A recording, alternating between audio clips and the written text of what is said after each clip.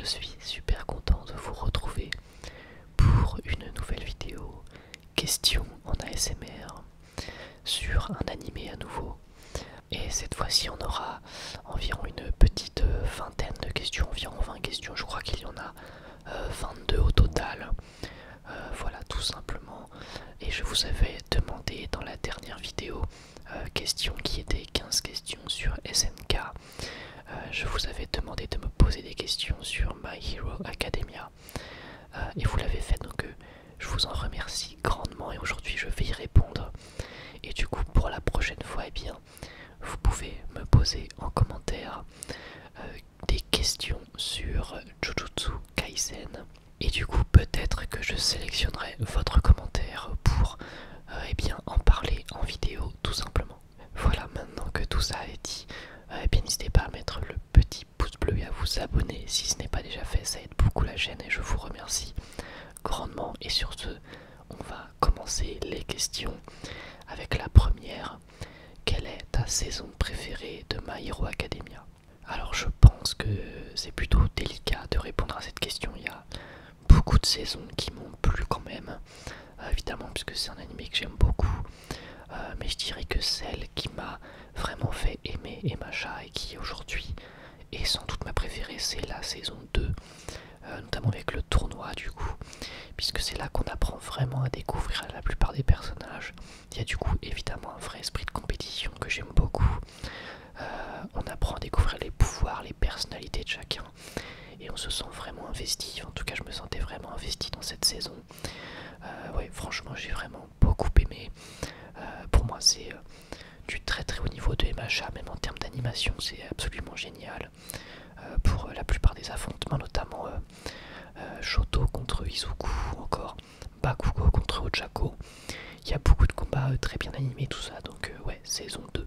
Est-ce que je suis hype pour la saison 6? Bah oui, clairement très hype même, puisque les événements, plutôt la fin de la saison 5, laissaient promettre que la saison 6 pourrait être vraiment énorme, avec une espèce de bataille qui risque d'arriver, un événement énorme qui nous a été teasé tout au long de la 5ème saison, donc je suis très très hype pour la saison 6. Ensuite, d'après toi, quel personnage est le mieux développé de l'animé? Bien tout simplement, sans trop de surprise, Izuku. Izuku qui pour moi est le personnage qui évolue le plus depuis le début de la série. Alors c'est pas illogique, c'est le personnage principal, mais parfois ça arrive que dans certaines œuvres, les personnages secondaires soient mieux développés et plus approfondis que le personnage principal. Mais là franchement pour moi ce n'est pas le cas. Izuku est clairement le personnage qui évolue le plus et qui selon moi est un des plus intéressants de toute la série, vraiment. J'aime beaucoup ce personnage et je m'y identifie pas mal. Ensuite, si tu pouvais avoir un alter, lequel aimerais-tu avoir? Bah en vrai j'y ai pas mal réfléchi et je pense que le plus utile dans la vie de tous les jours, c'est l'alter de Momo, voilà, l'alter de création. Je pense qu'il est pas mal. Clairement c'est un alter trop utile, t'as plus vraiment de problème, on va dire, je sais pas, il te manquera jamais une affaire, tu peux avoir à peu près tout ce que tu veux en termes de matériel, donc c'est quand même plutôt pratique. Après il faut connaître la composition des éléments que tu veux créer, mais bon ça encore ça va. Et puis bon, on y a tous pensé, hein, tu peux créer de l'argent, c'est même une question qui lui est posée dans l'anime il me semble, et c'est vrai qu'on y a tous pensé je pense. Ensuite, quel est ton opening préféré? Mon opening préféré de My Hero Academia, et c'est un de mes openings préférés tout court, bah, c'est justement celui de la saison 2. Donc voilà l'opening 2, donc l'opening de la saison 2, qui est tout simplement Peace Sign de Kenshi Yonezu. J'aime beaucoup cette musique, je l'écoute, je l'ai beaucoup écouté, même encore aujourd'hui ça m'arrive de continuer de l'écouter parce que c'est vraiment une musique que j'aime beaucoup. Ensuite, penses-tu que MHA pourrait être dans le Big Tree? Alors comme je le dis à chaque fois qu'on m'en parle, je n'utilise pas vraiment le terme Big Tree car il est assez controversé, mais je pense qu'effectivement MHA sera dans en gros le top 3 des plus populaires dans le monde. Je pense qu'il en est plus très loin maintenant, d'ici quelques années. Il y a moyen qu'MHA soit dans le top 3 des animés les plus populaires, les plus connus, on va dire, les plus streamés en gros quoi. Et enfin, comment penses-tu que va se finir Emacha? C'est assez compliqué parce que moi je regarde que l'animé, donc j'ai pas tous les éléments pour répondre à ça, mais au point où on en est dans l'animé, je verrais bien, mine de rien, une fin assez surprenante, une fin pourquoi pas assez tragique avec la perte, la mort de certains personnages, et peut-être que tout ne se passera pas comme prévu. En tout cas, c'est peut-être pas la fin qu'il y aura, mais c'est la fin que j'espère, puisque ça permettrait d'avoir quelque chose de différent et peut-être de plus convaincant que la fin de certains shonen où tout se déroule comme sur des roulettes finalement. Je pense que là on risque d'être surpris. En tout cas, c'est comme ça que je vois la fin. Je vois une fin surprenante. Ensuite, que penses-tu de la rivalité Shoto, Bakugo, Izuku? J'aime beaucoup cette rivalité parce que c'est ce qui permet justement de développer les trois personnages. La rivalité par exemple Izuku-Bakugo, c'est ce qui a permis à Bakugo de se développer, c'est ce qui en fait un personnage intéressant, c'est cette même rivalité. C'est ce sentiment d'infériorité de Bakugo face à Izuku qui est privilégié vis-à-vis d'All Might notamment, donc ça j'avais beaucoup aimé. On a aussi la rivalité du coup Shoto-Izuku avec évidemment en saison 2 quand Shoto fait de Izuku son rival et que Izuku arrive à permettre à Shoto de pleinement utiliser ses flammes, de pleinement utiliser ses pouvoirs. Ça aussi quelque chose de très intéressant, donc rien qu'avec ces deux exemples, il y en a d'autres. Voilà, on voit que les trois finalement se tirent vers le haut et c'est vrai que cette rivalité a été très bien démontrée, ou plutôt officialisée avec la dernière saison, avec l'arc Endeavor justement. Enfin avec l'arc stage chez Endeavor, on voit que les trois sont réunis et font entre guillemets la compétition. J'aime beaucoup, franchement j'aime beaucoup ce trio. Quel arc as-tu le moins apprécié? Bon là aussi c'est compliqué parce que mine de rien il y a quelques arcs un petit peu osef dans Emacha. Allez, on va dire le deuxième arc de la saison 4, tout simplement parce que c'est le festival, en fait, le festival de UA. Alors, j'ai rien contre ce festival en soi, hein, voilà, l'idée peut être sympa, le côté un peu school life, tout ça. J'aime bien aussi voir les élèves quand ils sont dans leur vie à l'école, je trouve que c'est pas inintéressant et que c'est même un des très bons points de Emacha qui fait qu'on va beaucoup s'attacher au perso et tout. Mais là, j'avoue, c'était un peu long, un peu trop, et j'ai pas non plus ultra kiffé ce moment. Il y a tout le truc avec Love Lover machin et tout. Bon, ok, sympathique, mais sans plus. Et puis après le festival, j'avoue, m'a pas non plus fait rêver. C'était sympathique, mais c'est sûr que après les événements de la première partie de la saison 4, on était dans la hype et puis ça a un petit peu rechuté, on va dire. Et ensuite, que penses-tu du All Might actuel? Je l'aime bien parce que justement le fait qu'il ait plus de pouvoir, ça le permet d'avoir toujours en retrait avec ce côté très expérimenté, très sage, je le trouve extrêmement sage, très très attachant aussi. All Might est vraiment un des persos les plus attachants je trouve de MHA, notamment depuis qu'il a cette impuissance, depuis qu'on a pu voir qu'il a tout donné en tant que super-héros et qu'aujourd'hui il n'est plus là, le Joker All Might n'est plus là, le côté ok si vraiment, parce que finalement c'était un peu ça, on pouvait tous se dire quand il y avait des événements importants, bon ok c'est grave, mais si jamais ça devenait trop grave on appelle All Might et entre guillemets il y avait voilà, cette espèce de Joker All Might. Je trouve que le fait qu'il n'y soit plus, ça rend le truc extrêmement intéressant autant pour les élèves que pour le personnage d'All Might et son impuissance.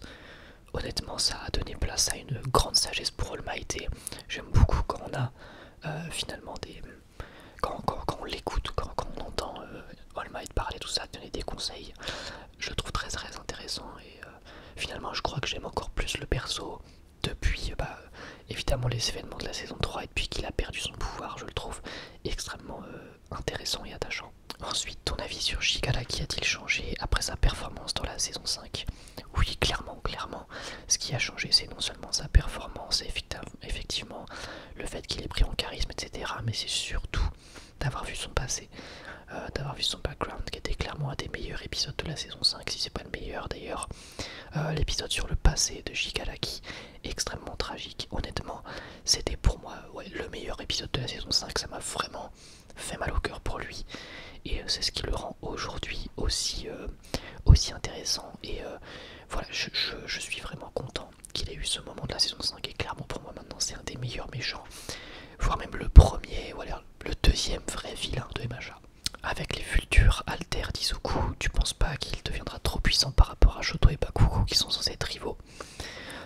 Non, parce qu'il y a aussi, pour Shoto et Bakugo,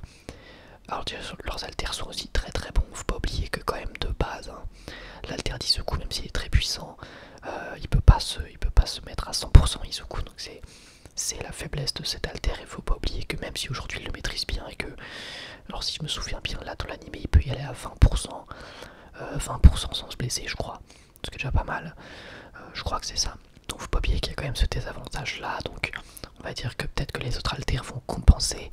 Après ouais, peut-être qu'il deviendra hyper puissant, mais je pense aussi que Bakugo et Shoto font bien améliorer leurs alters, puisque bah, c'est un thème récurrent dans les machas d'améliorer son alter. Mais aussi il faut pas oublier que les deux n'ont pas que des alters puissants. Shoto et Bakugo c'est aussi censé être un petit peu des génies, sont souvent dans les premiers, surtout Bakugo est censé être un petit peu un génie, un mec qui a un don. Donc je pense que la rivalité va quand même perdurer par le perfectionnisme des alters de Shoto et Bakugo. Donc je pense que ça devrait aller, mais après encore une fois on verra bien. C'est vrai que c'est une possibilité hein, que Izuku ait trop d'alters et que ça devienne vraiment trop puissant. Une mort d'All Might est-elle possible? Si oui, par qui? Bah je vais même aller plus loin. Pour moi une mort d'All Might est probable. Franchement si je devais mettre une pièce d'ici la fin du manga ou de l'anime, si je devais mettre une pièce sur un mort, je mettrais clairement All Might. Pour moi c'est impossible qu'il survive, tout simplement parce que faire mourir All Might, ce sera, enfin pour moi ça sonne comme une évidence, ce sera tragique, ce sera terriblement triste pour le spectateur, ça sera tellement important pour non seulement le personnage d'Izuku mais pas que, pour aussi tous les autres personnages du manga, et notamment de la classe de la seconde A, enfin qui peut-être ne sera plus en seconde à ce moment là, je ne sais pas, mais pour toute la classe A, ce sera hyper important, ce sera un tournant et ça arrivera probablement vers la fin, et pour moi c'est même quasi inévitable. Honnêtement je vous le dis, je serais très surpris que All Might survive jusqu'à la fin du manga, que All Might à la fin du manga soit aux côtés d'Izuku et lui dise ah voilà t'as bien grandi tout ça. J'imagine pas du tout ce scénario, j'imagine vraiment le scénario où All Might effectivement va mourir et ça fera évoluer, grandir les personnages et ça les traumatisera, et ce sera je pense une des scènes, si c'est pas la scène la plus triste de tout le manga. Je pense que c'est ça qui va se passer, mais encore une fois c'est qu'une théorie, hein, j'en sais absolument rien, et ça se trouve je me cours complètement, mais je pense pas. Et si oui, par qui? Bah alors là aucune idée, vraiment aucune idée. Peut-être All for One, mais honnêtement là pour le coup c'est impossible pour moi qui suis pas à jour dans le manga de pouvoir théoriser. Ensuite pour toi, s'il y en a un qui est le traître de Yuei, alors ouais j'ai vu cette théorie passer comme quoi il pourrait y avoir un traître à Yuei. Bon je pense déjà qu'on est quand même qu'au stade de la théorie, donc faut pas non plus trop, parce que je sais que c'est une théorie extrêmement populaire, mais techniquement c'est pas non plus, voilà, ça tient sur pas mal de choses mais c'est pas non plus officiel, donc je pense que on s'enflamme un peu pour cette théorie, mais techniquement pour l'instant il n'y a rien. Mais s'il devait y en avoir un, franchement dans la classe de seconde A je vois personne de suspect, mais bon c'est le but d'un infiltré en même temps. Donc honnêtement je dirais peut-être quelqu'un qui est assez en retrait, peut-être quelqu'un qu'on voit pas trop, peut-être quelqu'un qui se veut être pas tant mis en avant que ça dans l'animé. Donc je sais qu'il y a pas mal de théories qui reviennent sur la fille invisible, et effectivement je trouve que c'est pas déconnant, peut-être que c'est elle, mais voilà, encore une fois j'aurais un petit peu du mal à me prononcer là-dessus, mais ouais pourquoi pas la fille invisible. Pour toi Hawks a-t-il un bon développement? Bah peut-être qu'on en a pas encore vu énormément, mais Hawks quand même ouais j'aime bien son côté infiltré là chez les vilains, je trouve ça extrêmement intéressant, surtout que je sais qu'il est, on se doute qu'il est sur ses gardes et que les vilains aussi. Je suis convaincu, je suis vraiment convaincu que les vilains savent qu'il n'est pas vraiment de leur côté, donc ça veut dire que eux aussi doivent avoir un truc en tête, et peut-être que d'une certaine manière, encore une fois là le théorisme, je pense que ce sont les vilains qui utilisent Hawks et pas seulement Hawks qui se renseignent. Je pense vraiment que les vilains ont quelque chose et un intérêt à voir Hawks de leur côté. Je pense qu'ils ont parfaitement conscience que Hawks n'est pas vraiment de leur côté. Mais sinon pour le développement du personnage en soi, bah ouais, je trouve ça intéressant pour le moment. Je trouve que c'est très bien de lui avoir mis ce rôle d'espion qui crée une sous-intrigue et qui est vraiment très cool à suivre. Donc j'ai hâte de voir la suite du personnage pour le coup. Ensuite, quel est ton vilain préféré et pourquoi? Bah du coup maintenant c'est Shigaraki, pour les raisons que j'ai expliquées, grâce à son développement récent dans la saison 5. Je trouve que c'est le plus intéressant. Après techniquement c'est mon deuxième préféré, mais mon premier préféré j'ai un petit peu du mal à le considérer comme un vilain. C'est Twice qui est un de mes persos préférés, clairement. Mais Twice Twice, je le considère pas comme un vilain, je l'avais déjà expliqué en vidéo. Pour moi c'est un mec qui est torturé, c'est un mec qui recherche un groupe. Et en fait si Twice il avait été intégré au groupe des gentils, je suis convaincu qu'il aurait fait le bien, comme tout le monde, qu'il aurait tout donné pour son groupe. Parce que Twice c'est ça, c'est quelqu'un qui donne tout pour son groupe, pour ses nouveaux amis entre guillemets, puisque je sais pas si eux ils le considèrent comme leur ami plus un collègue, mais lui il a besoin d'un groupe, d'un esprit de groupe. Twice il a besoin d'avoir l'esprit occupé, et c'est pour ça qu'il a rejoint les vilains. Mais en vrai, comme je viens de le dire, s'il avait rejoint les gentils, il se battrait pour eux finalement. Twice, je pense que il cherche surtout à défendre l'intérêt de son groupe plutôt que défendre une idéologie. C'est pour ça que j'ai un petit peu du mal à considérer comme un vilain. Mais admettons, il est dans le camp adverse, donc on va dire que c'est un vilain. Donc du coup, Twice. Pour toi, est-ce que My Hero Academia est le meilleur anime new gen? Bah meilleur, je sais pas, parce que c'est les goûts, les couleurs comme on dit. Mais en tout cas, dans la nouvelle génération d'animés, c'est un de mes préférés, ouais, clairement. Est-ce que le fait d'améliorer les alters est une chose qui peut apporter du plus à MHA? Oui, oui, clairement, pour moi c'est un des thèmes récurrents de MHA et c'est très très important parce que on accompagne le développement des personnages avec et bien tout simplement cette amélioration d'alter.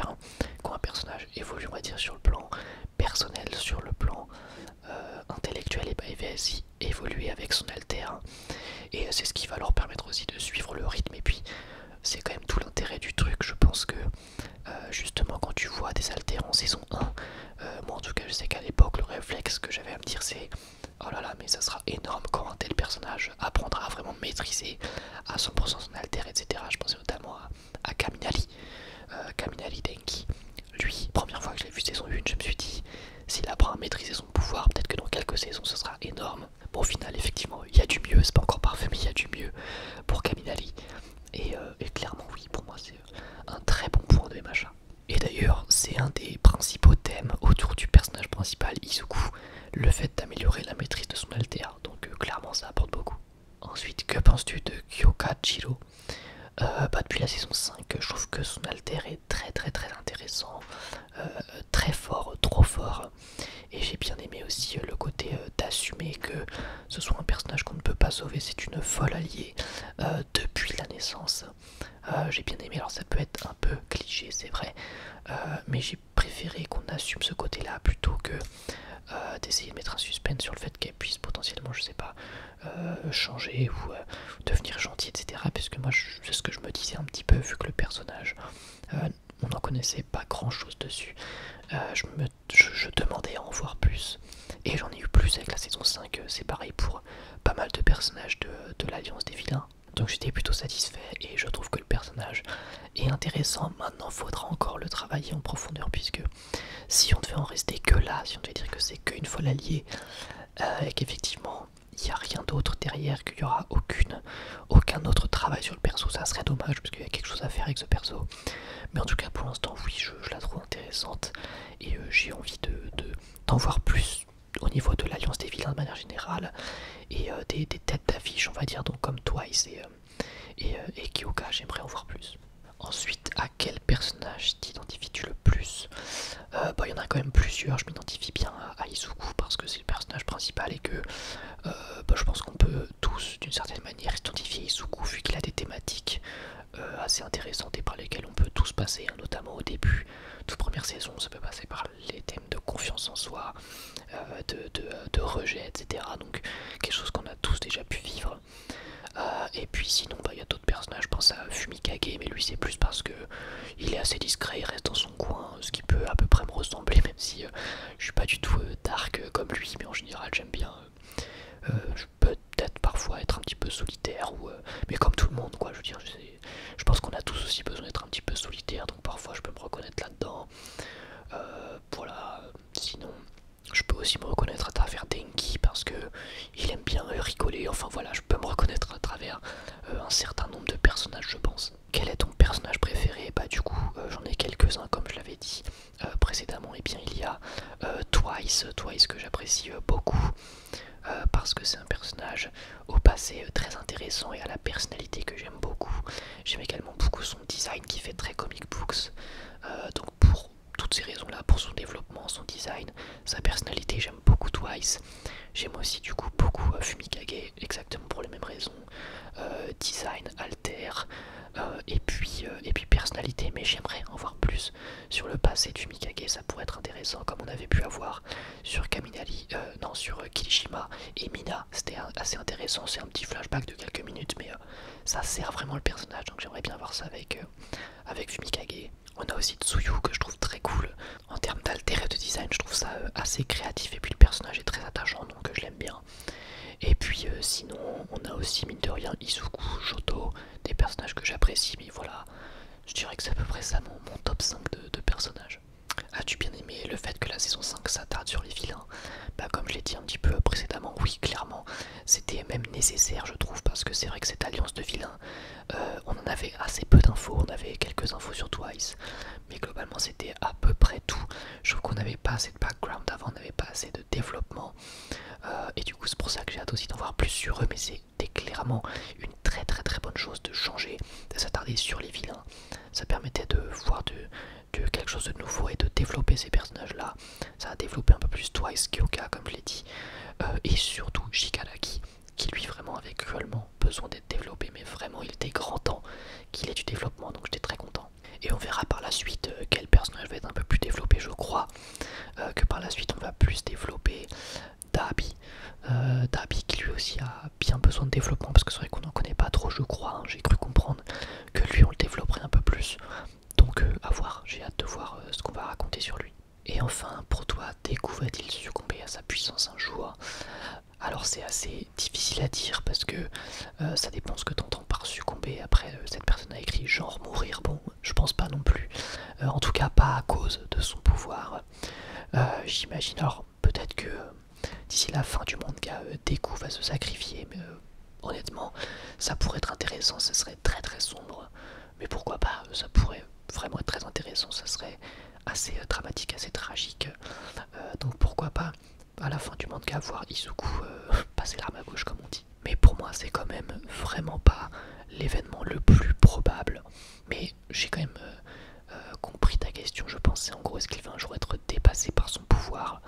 On a pu voir effectivement en saison 5 que c'est arrivé, il a déjà été dépassé par son propre pouvoir. Je pense que ça arrivera à nouveau avec d'autres alters.